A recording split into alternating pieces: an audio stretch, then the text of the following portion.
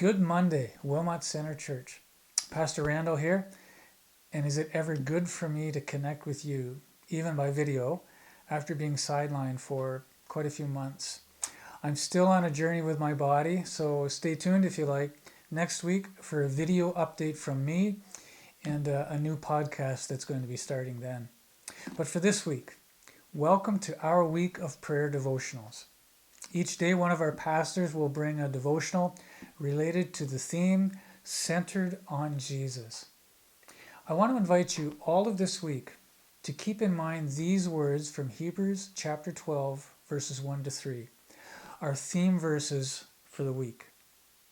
Therefore, since we are surrounded by such a great cloud of witnesses, let us throw off everything that hinders and the sin that so easily entangles. Let us run with perseverance the race marked out for us, fixing our eyes on Jesus, the pioneer and perfecter of faith. For the joy set before him, he endured the cross, scorning its shame, and sat down at the right hand of the throne of God. Consider him who endured such opposition from sinners, so that you will not grow weary and lose heart. Like most people, I've had some serious frustrations and discouragements over the last 18 months with circumstances, with health, with people. I've been mentally and physically weary. You probably have too, often dwelling on my difficulties. And at times it has been tempting to lose heart because some things just seem like they're never going to end. Can you relate? Probably. Grief, loss of people and activities and freedoms, frustration with COVID and circumstances, sin with attitudes and thoughts that lead to behaviors, disappointment and pain with people from their words and their actions. All of these things hinder us. They tangle us up. They slow us down. They distract us from following Jesus and experiencing peace and joy and intimacy in our journey with him. It's a battle, isn't it? I've found that when I stop or pause from my brooding and I ask, why am I feeling or thinking the way that I am? And I consciously hand over to Jesus the things that I can't control, then I can receive peace. I can smile again from the inside out. And then when those same thoughts return and the enemy is trying to fill my mind with the negative, I have to stop again and again and again and keep handing over to Jesus the things I can't control and the things that are bringing me down. And I say, Lord, I give you this. Or Lord, please take this.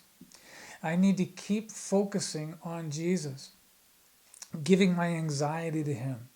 And then I can receive his peace that he offers me. So stop and think. If you could name a stressor, then name it right now. Is there a distraction pulling you off course? Is there a sin that keeps rearing its ugly head? Is there a frustration you can't get out of your mind?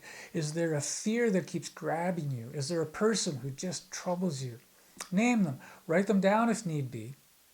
And if it's a long list or if it's a recurring stressor, then keep coming back to this prayer exercise. Take the problems and the people and one at a time pray, Lord, I give this to you. And by fixing our spiritual eyes on Jesus, by turning our attention to Jesus, the Holy Spirit can transform our response and transform our minds.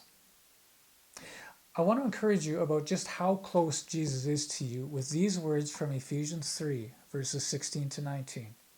The apostle prayed, I pray that out of his glorious riches, the Father may strengthen you with power through his Spirit in your inner being, so that Christ may dwell in your hearts through faith. And I pray that you, being rooted and established in his love, may have power together with all the Lord's holy people to grasp how wide and long and high and deep is the love of Christ, and to know this love that surpasses knowledge, that you may be filled to the measure of all the fullness of God. See, it's from that love that Jesus invites you and me to cast our cares on him, to keep bringing and leaving all of our anxieties. As I wrap up, let me also encourage you that if you're reading or will be reading the book Faith for Exiles, Pastor James Park is referencing this on Sundays. The first practice of resilient faith that's identified is experiencing intimacy with Jesus. And this is such a crucial part of intimacy because where there is intimacy, there is love, there's trust, there's harmony, peace in the presence of the intimate. God bless you. I'm praying today for you and for me to be experiencing intimacy with Jesus, trusting Him with our stressors, our anxieties, and our very lives. Pastor Wayne will be here tomorrow, and we'll see you then.